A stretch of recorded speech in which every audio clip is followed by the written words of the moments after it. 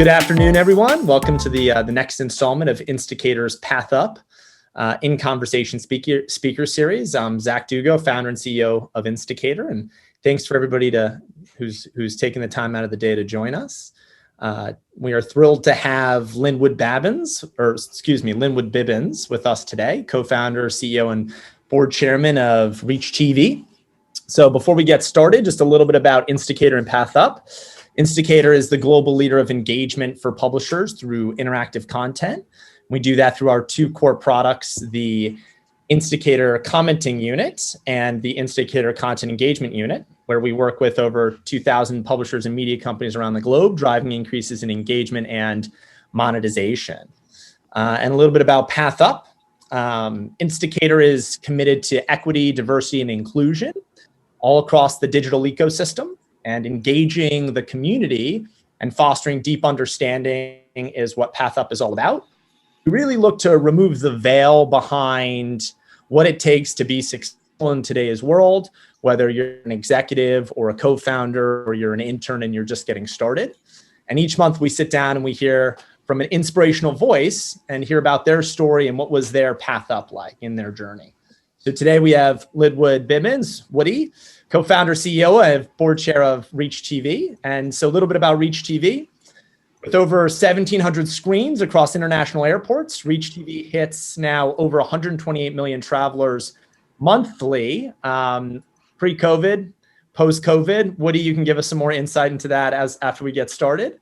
And they have over 198 hours of new content added every month. And so prior to co-founding ReachTV, Lynnwood developed his solutions for the media and entertainment industry from AOL, Google, Yahoo, Roku, and he's been a producer of Celebrated and is currently writing his own book, which we're excited to hear all about.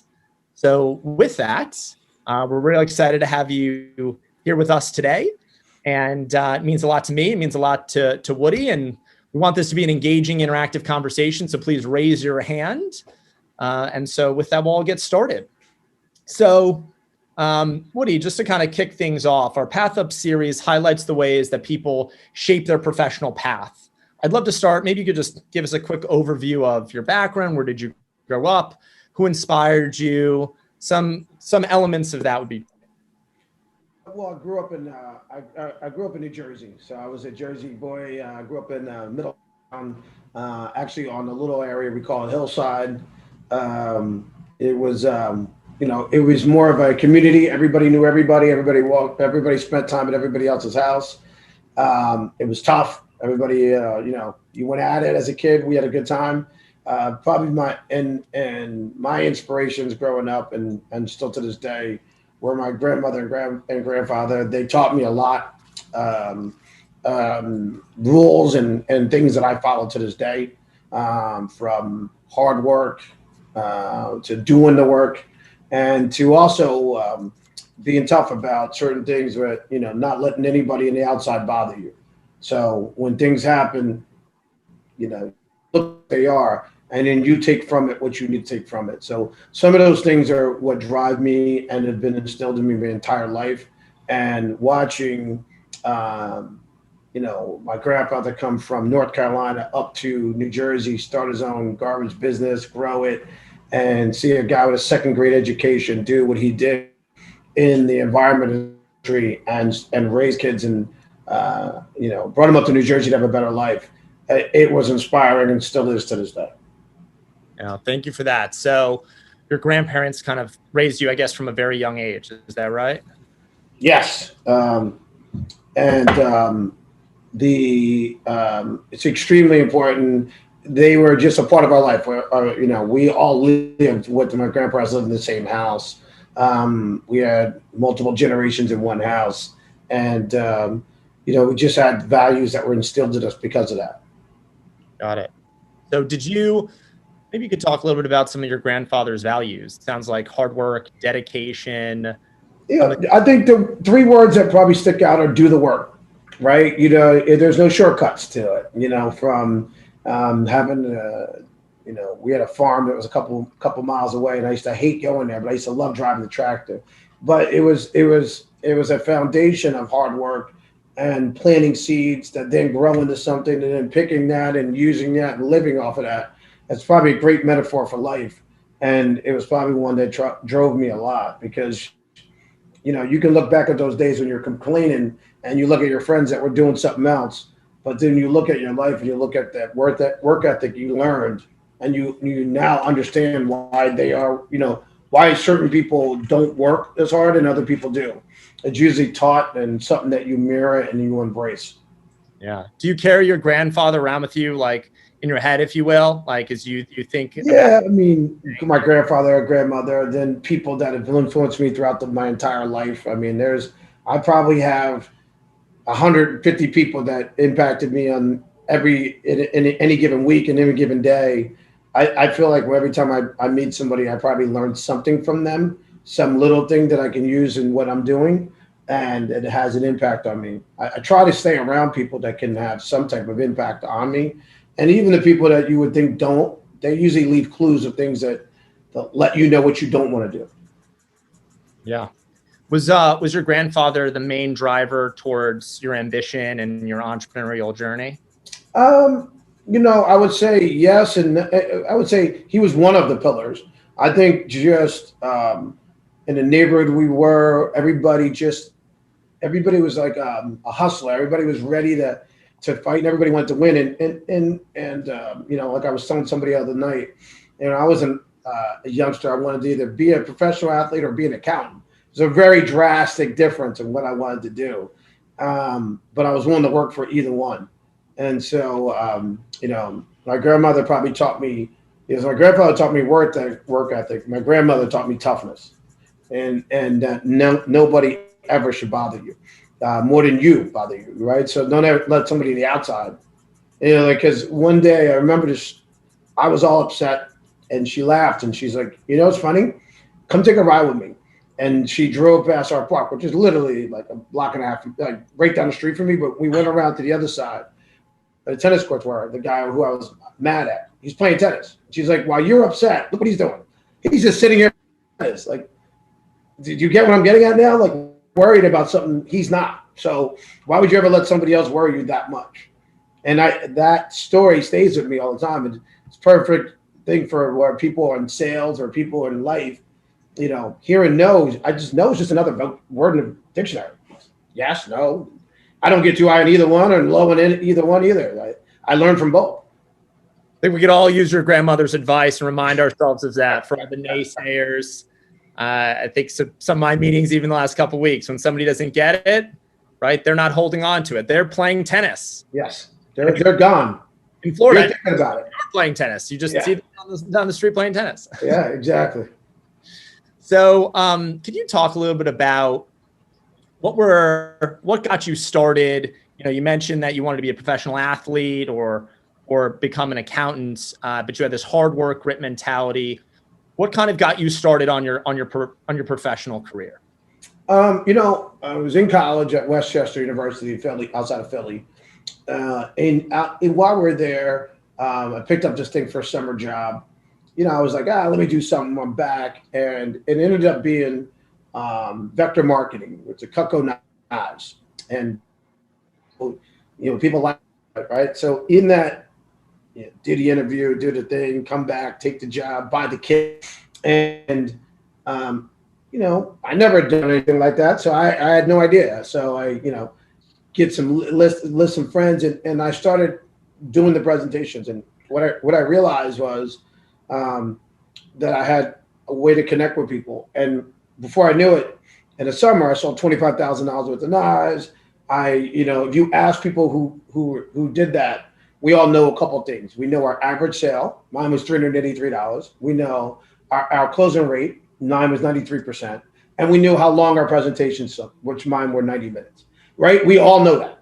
And when you start to get that confidence that you can talk to, I'm like, to this day, my friends' parents text me more than I texted with my friends, because these are guys I went to high school with and their parents had never seen me in that light. And I ended up being able to have the confidence to talk to anybody through this process and having the confidence to understand, even business philosophies. Not only was I able to understand business and sales, the next summer I opened up my own office, and I was able to recruit train and drive sales for others, in my own office. And in there, you also found out what's the business model. The Cutco knives to this day, if I see anybody with Cutco, you never have to worry because it was a superior product with superior service. So in business, look at how can I either make a superior product or simplify a process, because then that becomes the superior product, right? And those are the two things I look at from an investment standpoint, from a business standpoint, from anything.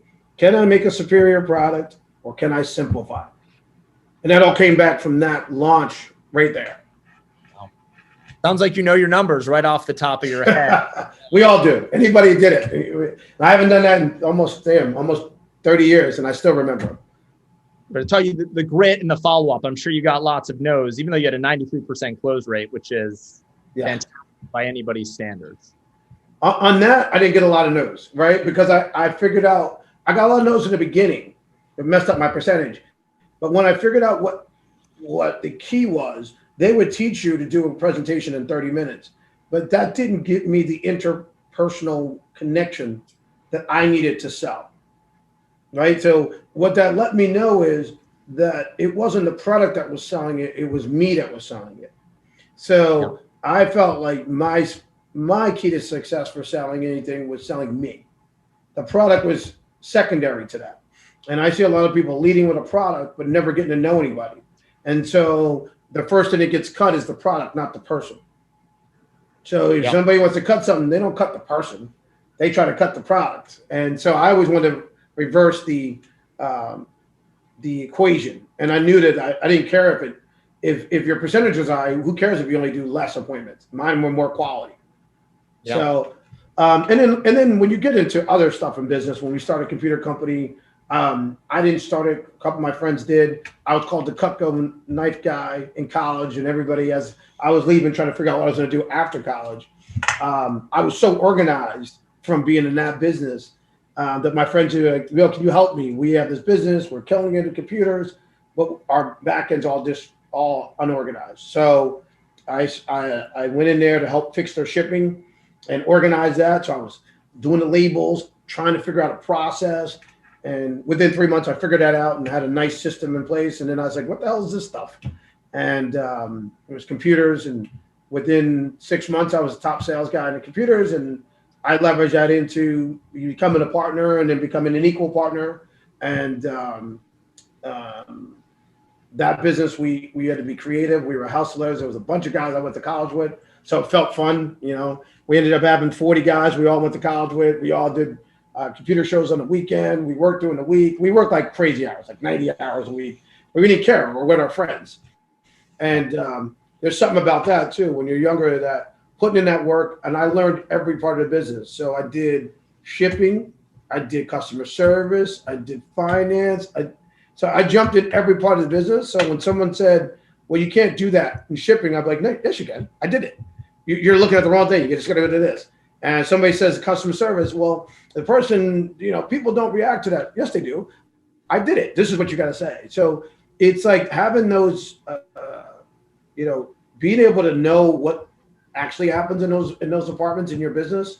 And in life, you understand how you can help make those things more efficient. So I think my younger years of being scrappy helped me build better teams as we got older in other companies. Yeah. It almost seems like the way I see it is a lot of times like sales has a bad reputation. Like people think of sales as negative, like you're convincing somebody to do something that they don't want to do, but you're always selling, right? Especially if in a business capacity, selling people to join your team, selling investors to invest in your product, your business. When you think about it, some of the best salespeople are people you don't even think about as salespeople. Like Elon Musk is a grandmaster salesman, right? Mm-hmm. Steve Jobs is a grandmaster salesman. You don't think about them like that, but they're selling you that entire part of the process. Selling the dream. That's it. I mean, Steve Jobs is a masterful seller of aspiration, right? He sold you on even Steve Jobs. Leaving there, since I was in computers, it's an electronic world. At the time that Steve Jobs came out with the iPod, there was a far superior product on the market from Microsoft called the Microsoft Zoom. Microsoft Zoom, not only did it have the same exact capabilities, it even had AM/FM radio at the same exact time. So you could listen to radio, you could get your stored everything, but it was clunkier and it didn't have Steve Jobs. So, and that was it, right? I mean, literally that was it. And I was laughing because I won't put his name out there, but my buddy was the president of entertainment for Microsoft, and I did a big deal with them closing out the Zooms. And the reason I got him to do the deal was I called J&R Music World, Louis Schwartz, he may even still be there. And I said, hey, I got this deal on the Microsoft Zooms. And his answer was, oh, you mean the Microsoft iPods? And I said, yeah, I'll call you back. And I said, Rob, you heard that, right? And he's like, yes, I'll cut you a deal. Let's figure this out. Because at that point, you lost. It's over. And that was all because of Steve Jobs. I don't think they've had a guy, and this is not a knock against everybody else, they haven't had that dynamic person in a while. And a lot of companies are missing it. It's not Steve Jobs walking around. Yeah, the passionate visionary, the attention to detail, right? There's a lot of companies that could benefit from that. Yeah. So talk to us a little bit about ReachTV. Where did the idea come from? How did you get there? And where we're at today?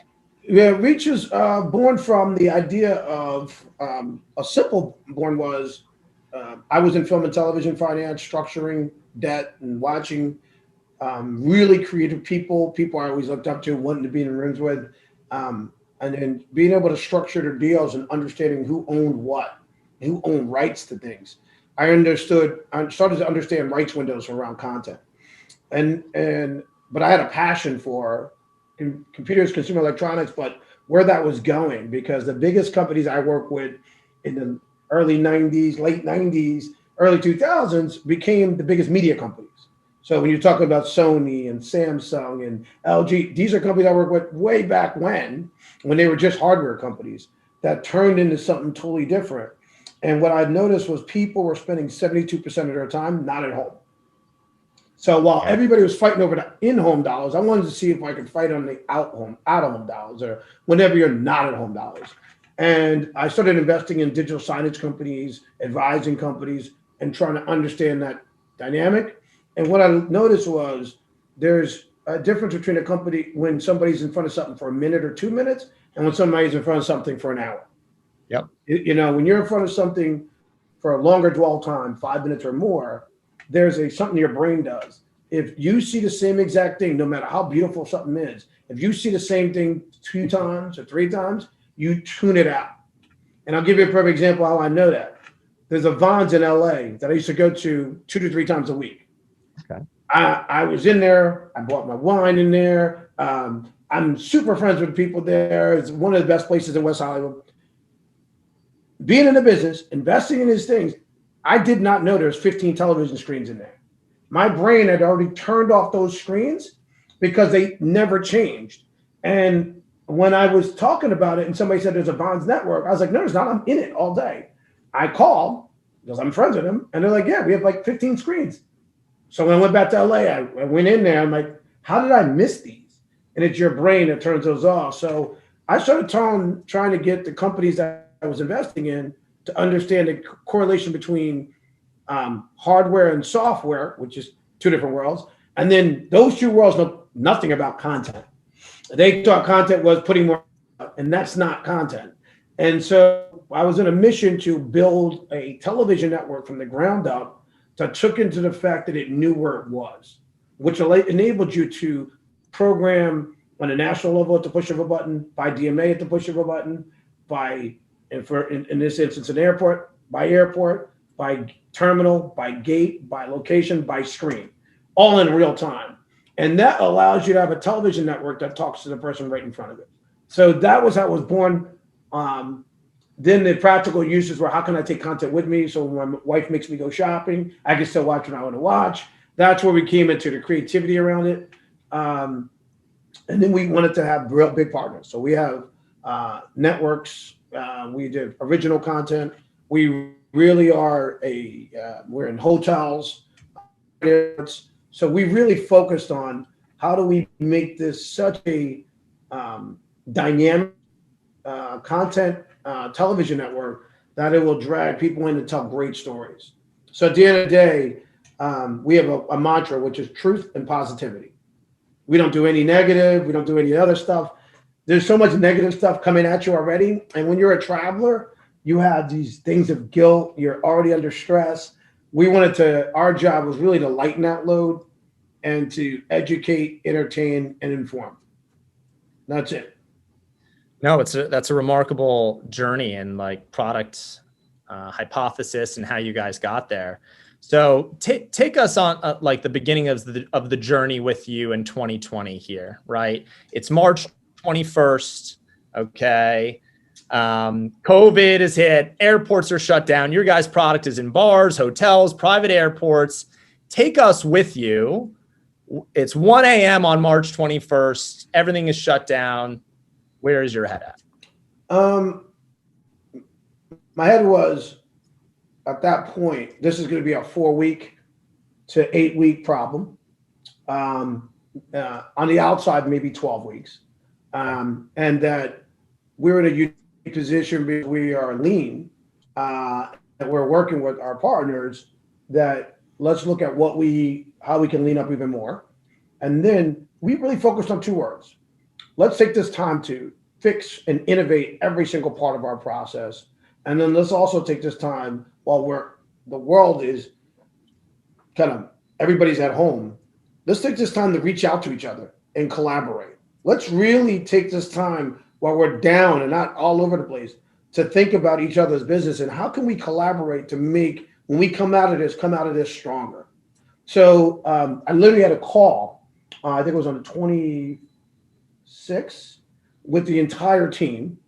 And we literally said, this is our new mantra, innovation and collaboration. And we had an innovation team and we had a collaboration team. And every single thing we had to do was if you're on this team or this team. And then these 2 teams would connect on how these things would connect. And that was we had these weekly, twice a week conference calls, Zooms with everybody in the team, and innovation team would go. Thursday with the collaboration team would go. Friday, we did speakers. So we had speakers from all over coming in every Friday, and they would come in. We had the ReachTV speaker series, and they would just talk, from heads of agencies to guys that own publications to, sports stars to friends. And it was, I felt the way to come back and the lead was to bring everybody in and create a family. And you went to opportunity. Like you saw this and you just thought there's so much opportunity here. Yeah, I felt like we were so busy. You get caught in busyness of the scale, and especially when you have 75 million people going into your airports alone, you're caught up in that hamster wheel. And this reset was also, the pandemic, I'm in a positive sense, gave us an opportunity to slow it down, fix the holes, solidify things, and come out of this even clearer and very targeted, very specific on what we are, which is travel media, and in what that means, because we're very niche, but at super scale.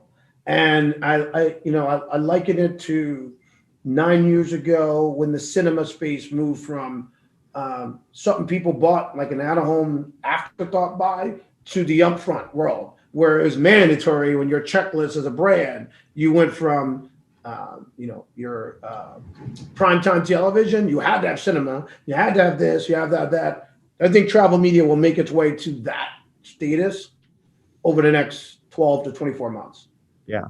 I think back to like the last year, and I almost looking back and I think, wow, one of the best things that ever happened to Insticator was COVID. It allowed us to focus, reassess priorities. You can't look at that like when you're in it, right? But look back. Do you see the same thing with Reach? Or are you thinking, wow, this was one of the best things that happened to us? Yeah, I mean, I hate that all the things that it caused and friends of mine that lost jobs and all the other things about it. But for our company and our partners who are now really having a hard time, but now with these stimulus packages are really starting to come back out, I look at it as probably one of the, I've become tighter with all of them. We became much more of a family on how we operate. We became much closer to knowing who we are and understanding what we value. And that's really driven us and our partners to be much more than that. And it's been pretty impressive. I mean, we're on a different level now. We're just thankful that we're here. I used to say to everybody when they would call me, especially in May, and I said, listen, your job right now is to survive. And then in a couple months, your job is to thrive, right? And so I think we're all we've made it. So we survived. Now, how do we thrive? And I think a lot of that is where my focus is now, is how do we thrive? How do we thrive? How do we thrive? Not me, how do we? And that's a language that we don't say I here. Yeah. It's a lot of. But talk us through a little bit about the thriving now for 2022, 2023. Where do you want to take the business? Where do you see things headed? Well, let's say in 2021. I mean, we want to expand even more in 2021. We're looking at how do we connect the dots even more? How do we bring this mobile experience in? How do we expand our partnerships with our network partners? And how do we grow that messaging and make it really even more in sync? 2022, 2021, the second half of it, how do we grow our international footprint even more? How do we grow into multiple countries and make it a global network that is talking to each other itself in real time? Yeah. How do we become a business that is telling stories for people that normally don't get a chance to tell those stories? So we're not launching initiatives around that, from short films to contests to everything. Some of those things are being announced in the next week or so. But that's what it is. I mean, the future to me seems like it is much brighter and has even more focus than it was before COVID, because we know who we are. We've defined who we are. We've taken a step back, and I don't think anything can stop us. I mean, I think people underestimate the value of, when you look at our audience, if there's one person, or like since the beginning of the year, over 37 million people, right? That audience is so valuable and so important that we have brands and people that want to get to that audience. And I think for the first time, they're being valued at what they really are, which is important for us. That's our job. Yeah. So to pivot a little bit, this last year we've had a lot of social unrest and political turmoil, and you're a CEO of a business, as coming from an underrepresented group. Talk to us a little bit about like what that's been like. Did you feel at points in your journey, in your path up, that things were either held against you, or what some of those challenges have been like? And then like kind of advice you would give to members of underrepresented groups and how they want to scale in their path up. Let me answer that question very, very directly and try to be a little bit more articulate about it. Last year, I wrote a letter first on Instagram and Facebook to friends of mine. And then I was encouraged by friends of mine from Kirk McDonald at Group M and others to post it on LinkedIn. And the letter was Dear America. And the reason I wrote the letter, you can read the letter later, but the reason I wrote the letter is probably the most important part. The reason I wrote the letter is I watched people talk to me like I wasn't Black. It was almost like they over there versus they thought that experience only happened to them, not me. And so they were separating me from the Black experience and not understanding, because I don't talk about every little thing, that I was having the same experiences. So when I wrote the letter, it was to enlighten people that the guy the guy you claim to be so tight with, has gone through those same exact things, worse, and right underneath your nose, right as you're my colleague, and you have noticed these things because I chose to deal with them my way. And that's probably a bad thing, because maybe I wasn't giving enough information to people so they could be more informed. But you're taught a lot as any kind of minority executive growing up, is that nobody wants to hear you complain. Nobody wants to hear you be a victim, even if you're victimized. So you got to be it's a tightrope of when to walk it. And I chose to lead my life as an example of how to inspire others. But I wrote it anyway. Multiple publications called. I ended up last summer being a part of the Wall Street Journal kind of expose they did on executives from CMO of Target to Citibank and others who shared their same stories or similar stories. And, I saw a lot of commitment in words. I will tell you that I'm not sure if I see a lot of actions in real life on what they're really doing. I think people are glossing over the fact that COVID has affected in a disproportionate way, I'd say poor communities that have especially in cities, that is highly, African American, Latino, and in just poorer peoples, which is not anything about race, is more just about class. And I think there's COVID is separating, and you see the wealth gap be getting bigger and bigger and bigger and bigger. And there's not enough kind of, how do we tell those stories, and how do we reach back to those people, and how do we help? I think there's still a disconnect there. I saw there's some platforms that are holding people accountable. I see some lofty numbers said.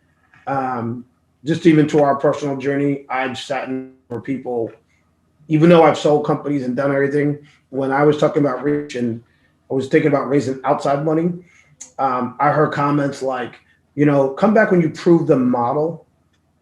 And I'm like, really? And whereas my counterparts were getting funded 20, 30, 40, 50 million on the concept and being told, now go prove that model. And so that is a fact. It's not disputable, because when you look at $2.3 trillion in investments that were made and only 2.3 billion went to Black founders, it's an issue, right? And when I break it down from a guy who sat on the table on both sides of that table, and when I hear the rhetoric, it just comes down to, I feel like Black founders are being held to a standard of proving their model before they're funded, which leads to the second part, which is the underfunding. Underfunding is what kills most startups and most entrepreneurial businesses, is underfunding. Yeah. I look at it as a positive because I went through that. It makes you be more scrappy and creative, but it also, the stress and the things that happens in the rest part of your life, it's kind of like it's just a continual thing that I think it's hard to address at scale. It's a bigger problem than I can address, but I do highlight and focus and try to get inside groups to help see if we can change that. Yeah. Kind of like, so do you see, every one of these tier one venture funds puts out a statement in support of Black Lives Matters, right? But their statistics and their numbers in terms of Black founders they actually fund don't change, right? How do we get rid of the fluff here and hold people accountable? Like, cool, if you're going to say this, that sounds nice, but doesn't do anything. We'll take one step further. I saw this announcement, and a buddy of mine and I were saying, I want to see something. I saw how people were talking about much they invested, but I remembered one of my friends one of the guys I knew, Black founder, had raised a significant amount of money. So being a debt structuring guy, I know that even when I did a deal for $100 million from SunTrust, that we syndicated all that through multiple banks. So what I looked in was they're really part of a syndication. So it was one company that got a lot of these dollars.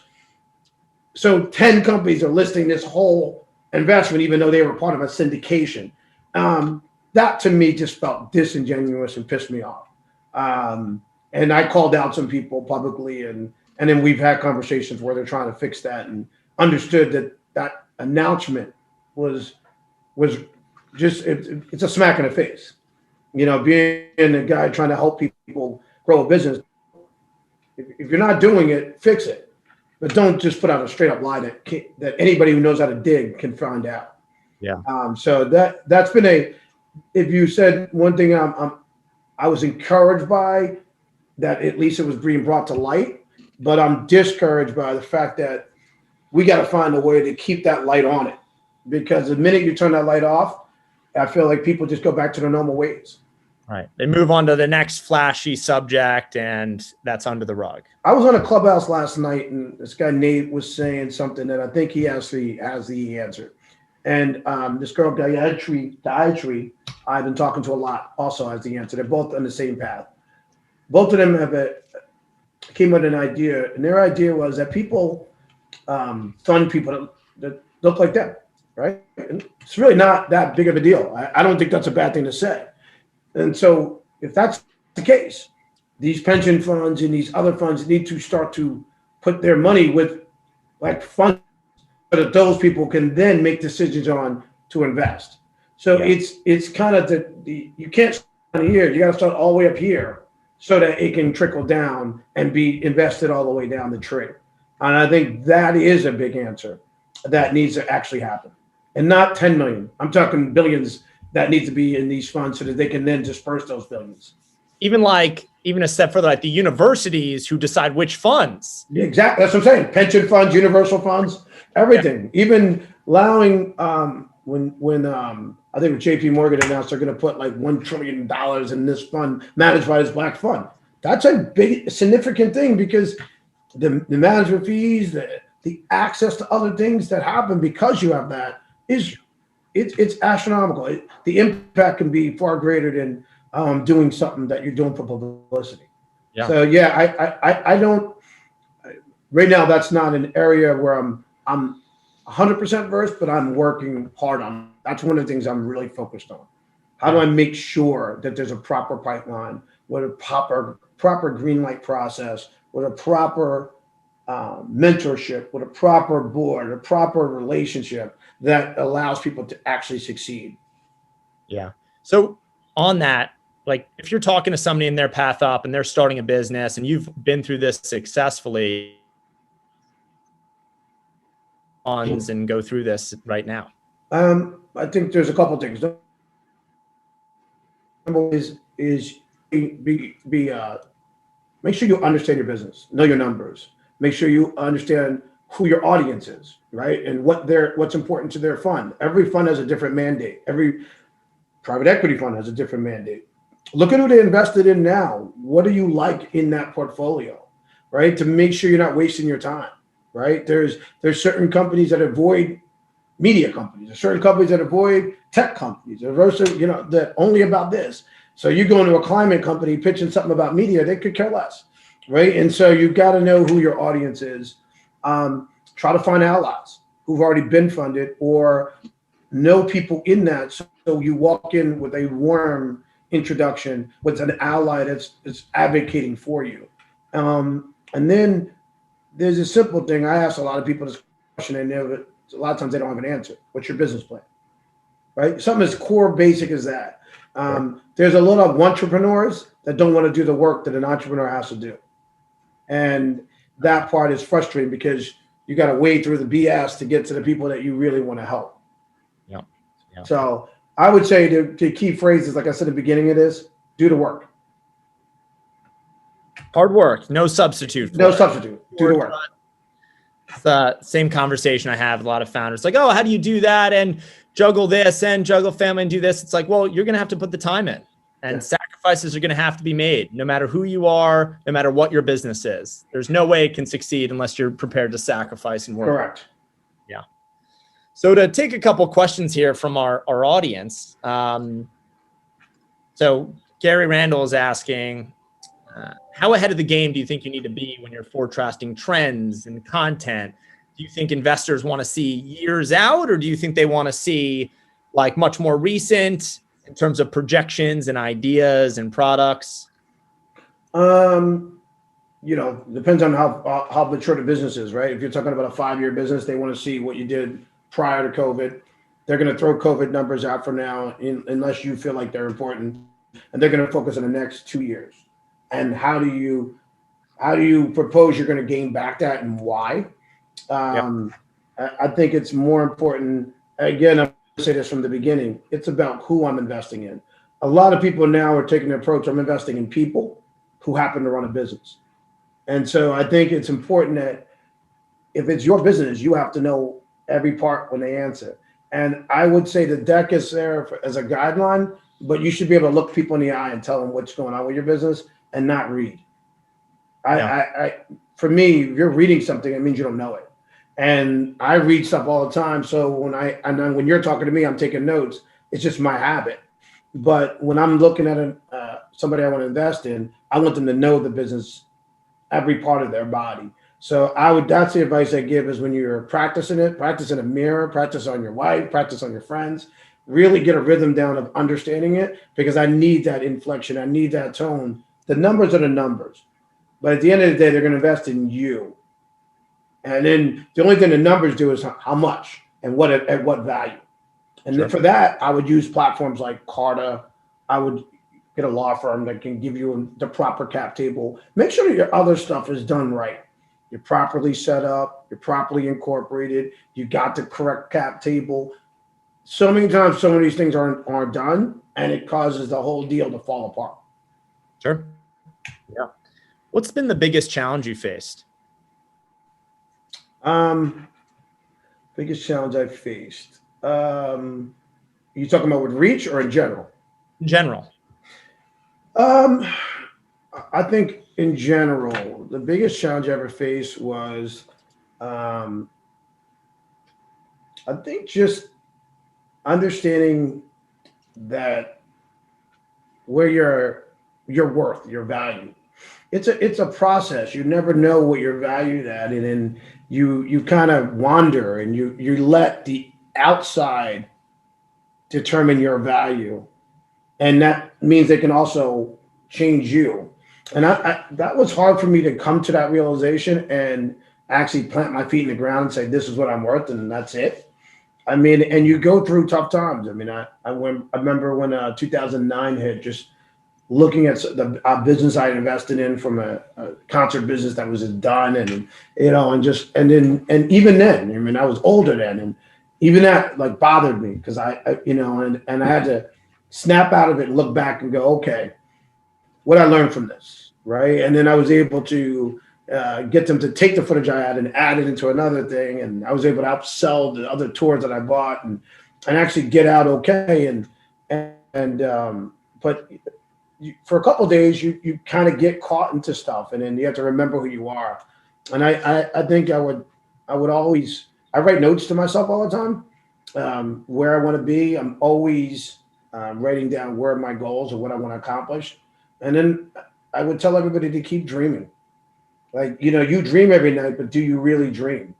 I dream about what I want to accomplish next all the time. And every day I keep telling myself, lay that brick today, which is build that foundation, build that foundation, build that foundation. You don't have a wall tomorrow, but and you're going to look back in a year and you built a wall. And so, I would tell people that you're going to have deaths. My mom died when I was in college. My grandmother died when I was in high school. I was a total jerk to everybody for that during that time. My grandfather died right before when I got married.